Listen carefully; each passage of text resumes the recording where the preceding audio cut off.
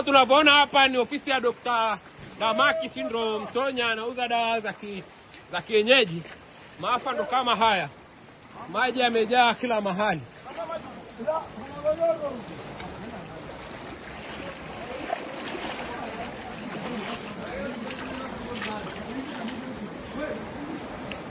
Maji ndo yamejaa hivi jamani. Hapa tuko ni Msaranga hii, tunajaribu kuokota kama kuna mtu amepata madhara, jaribu au amezuiliwa ndani, tupate kuokoa.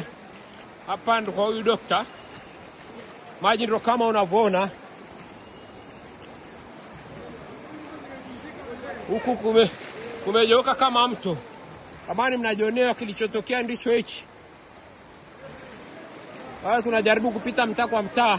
Ule nao tunaona watu wanapanda na tochi. Wako kama kuna hitaji msaada. Raita kisha tumewafikia huko. Kuna watu kule naona wanapambana na maji kule, wanahitaji msaada.